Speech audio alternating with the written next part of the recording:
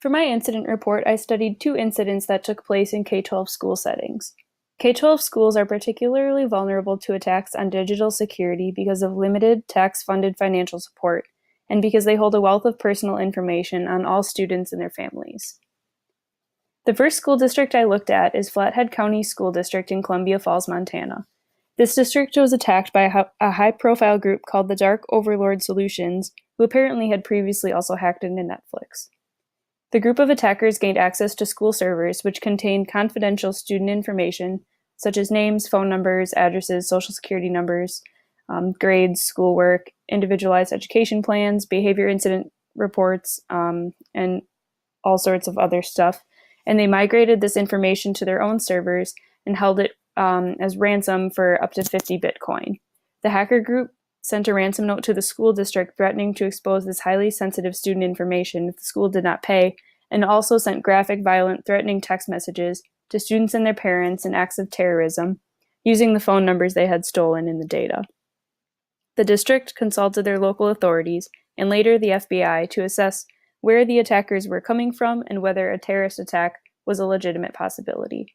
After concluding the group was based abroad and that its members are on no-fly lists, the school did not pay the ransom because administration and the police did not believe there was a physical threat to the community. The district hired LMG Security to analyze the breach and to assess the servers for stolen information and vulnerabilities following the incident. The district also increased their technology budget to $500,000 a year and closed schools for run, hide, fight training for responding to code red attacks in schools. In Rockingham County School District, which is the other school district that I looked at, a hacker gained access to the district's Dell computers by installing malware through a successful phishing attempt. The phishing email looked like an unpaid invoice, and the staff member did not question it until several school staff and students were encountering denial of service. The malware program was known to be an Emotet malware program, which is a Trojan that gains access to the networking stack of a computer. So in this case, a staff member's state-issued laptop. And the malware program injects computer code into the network software modules. This allowed personal student data to be stolen and further denial of service attacks to occur. Once the school realized this was happening, they shut down the affected computers to quarantine the malware and collected all school-issued computers over the school's winter break. During that time, 10 IT professionals from ProLogic were hired to assess damage and resolve problems. During this time, no school staff knew what information had been stolen. In the end, the district ended up paying over $300,000 to rebuild 20 servers and worked on a budget to purchase new computers to replace all of those that had been affected. And while this was all going down, school was resumed once break ended, and teachers and students were working off of paper and pencil for a while. So there are a few commonalities between these two incidents that are worth pointing out. And below in this slide here, I've highlighted organizational security, network security, and social engineering as the three aspects that most affected both schools. So with organizational security, reports on both incidents cite limited budgets and sparse IT staff as a major factor in initial insecurity.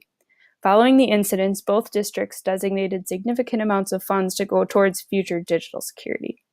Other districts might use these incidents as warning signs to contribute more funds towards digital security more preemptively. Many school districts are easy targets at this point because they have high amounts of sensitive data, but limited funding for digital security and staff who could improve digital security. And also in both cases, large amounts of the network were able to be accessed by the hackers. So to more effectively protect against large-scale data breaches, school districts should set up double perimeters and segment their networks. Additionally, barriers to access should be established, such as taking staff emails off of the school website, changing passwords frequently, and educating school communities about more secure passwords and password managers. Schools might also consider requiring a password in order to access Wi-Fi, because many of them don't right now. And finally, social engineering was a major aspect of both cases. In Rockingham County School District, the hacker created a phishing email that looks like an unpaid invoice and this did not seem suspicious or unusual to the staff member who opened it, and so it was a successful feat of social engineering. Once the email had been opened, the malicious actor was able to install the malware, which infected a large portion of the school's devices. In Flathead County School District, the Dark Overlord Solutions group tried to get money from the school by terrorizing them, using manipulation and fear to convince the district to pay. So the threats were personalized, using sensitive information of students, and included deadlines which would entice the school to pay. However, the community decided not to pay as safety officials discovered that the threat was not imminent.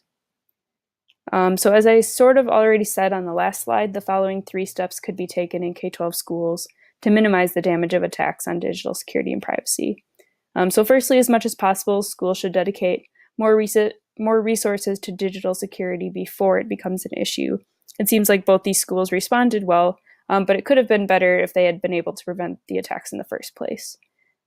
And this can be done by, number 2, creating more barriers between collections of information. So for example, schools might consider putting 2 perimeters around their collective data. That is, only allowing district IT staff to access some parts of the network, while teachers, families, and/or students have access to other parts of it.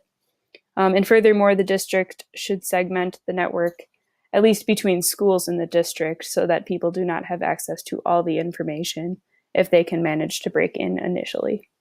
And finally, it would be useful to educate the community in ways to avoid phishing attacks and ways to protect school and personal devices, such as by installing firewalls. Also, the school should come up with a plan for responding to attacks in the event that they do occur, so that the amount of time a malicious actor has with school information is limited.